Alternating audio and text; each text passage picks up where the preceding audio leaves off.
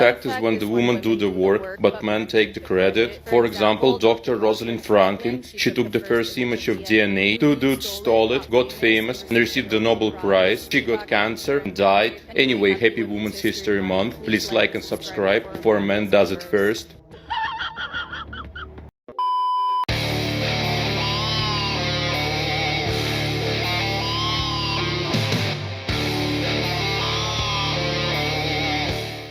Social media has become the modern wife's top priority, and now they're paying the price. We've got a video for you here today from the Modern King. Don't forget to like and subscribe on your way in, and let's get into it.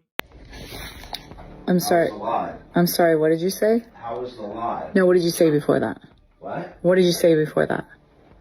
I'm gonna take my walk. Before that. You wanna do it? Right. What? What did you expect me to say? I said no, but what did you expect me to say? I never know. What difference does it make? Well, it makes a lot of difference. You're making a video. Anyway, exciting times over here, just off the live, and anyway, that's what I get. You want to do it? Marriage 101. There you have it.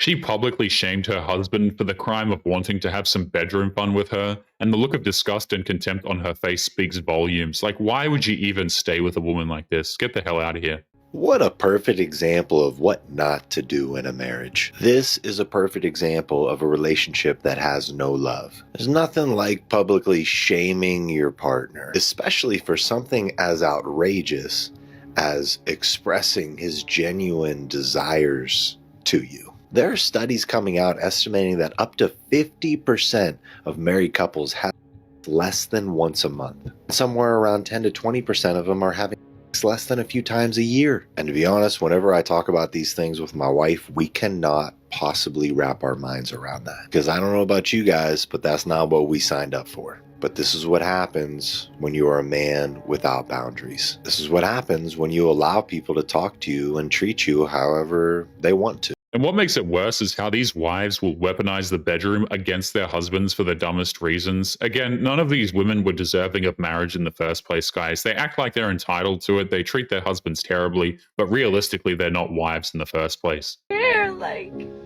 why the do I have to go through this? And he's just fine. Like, that's not fucking fair.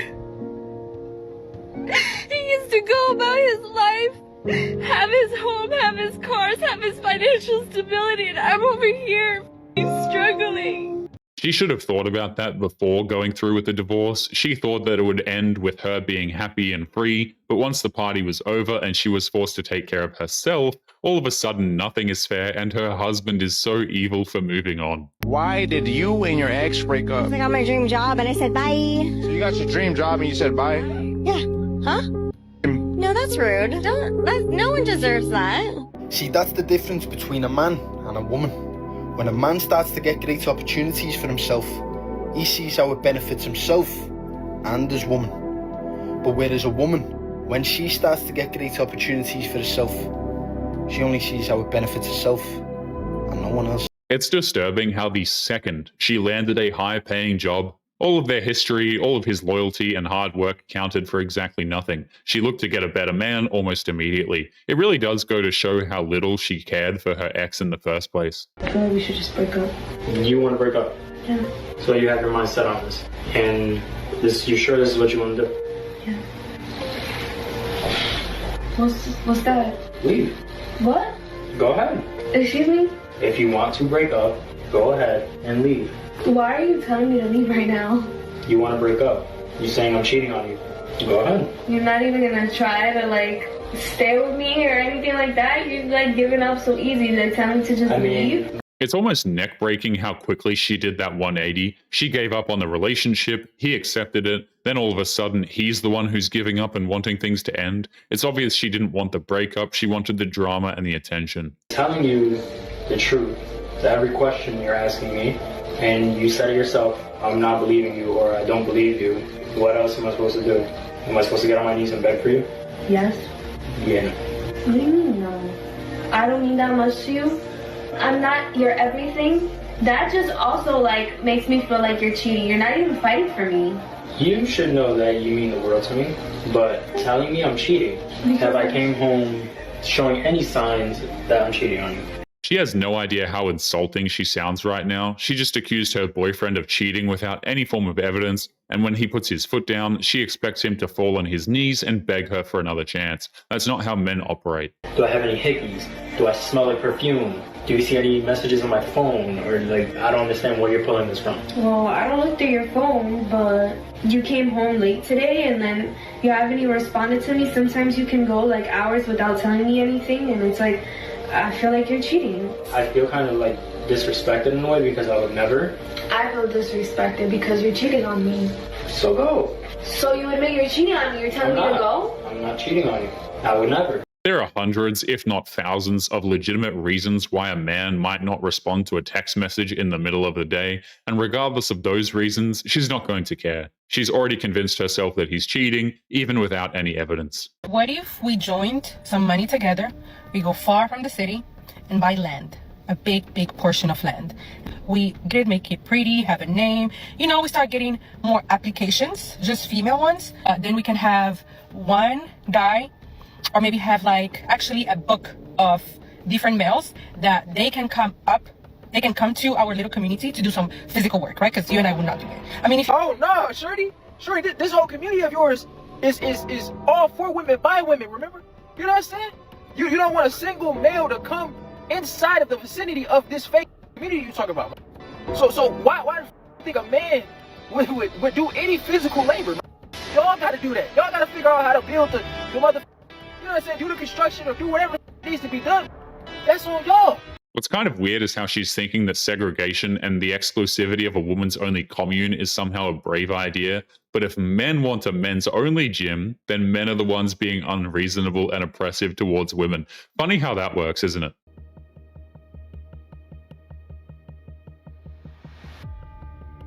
Their privilege is showing, and I don't even think they realize it, because it actually seems that they have run out of legitimate things to complain about. Instead of worrying about a man walking behind them, now men can't even walk in front of a woman.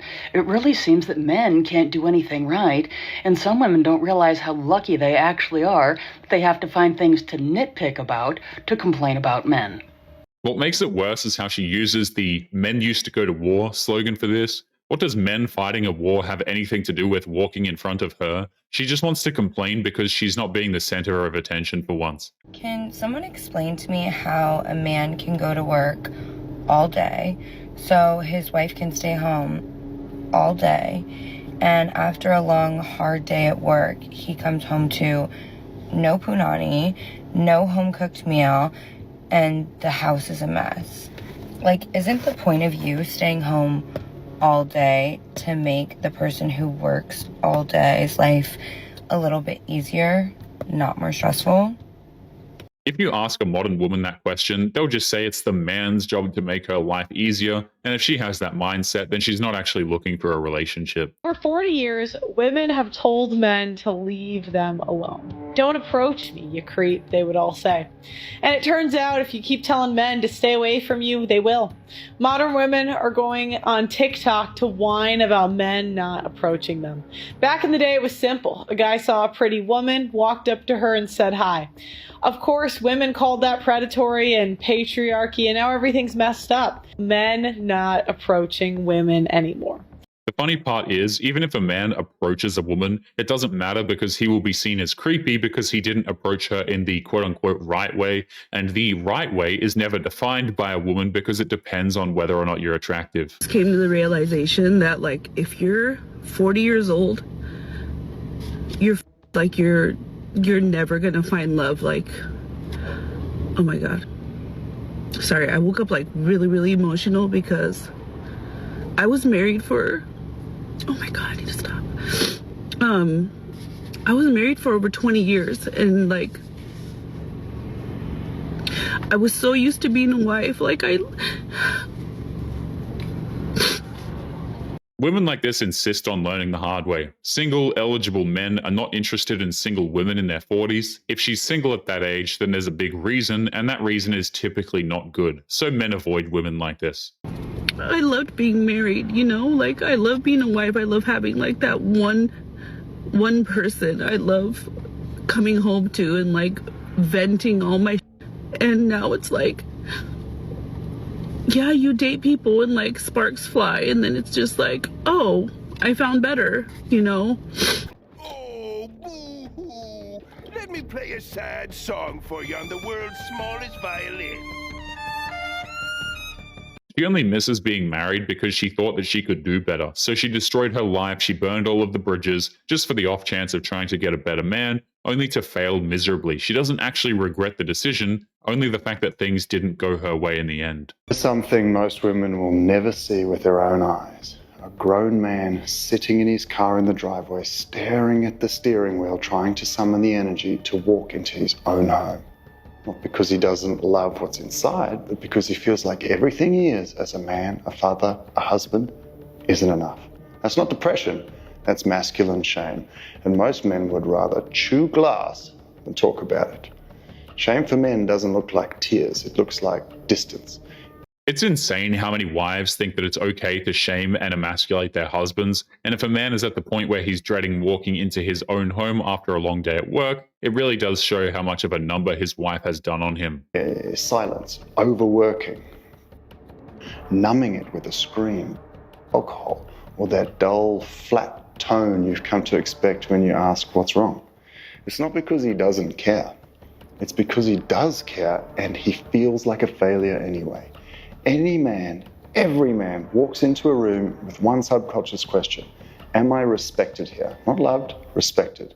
And when the answer feels like no, over and over and over again, he withdraws. Because to a man, there's nothing more dangerous than being vulnerable in a space where he already feels small. If you've ever rolled your eyes when he shared something real, or if you ever corrected his story in front of others, or if you ever asked for honesty, then reacted badly when he gave it, he remembers. He locks it into the box of shame and self-hate inside his chest, the box that is so full it springs open like Pandora's box.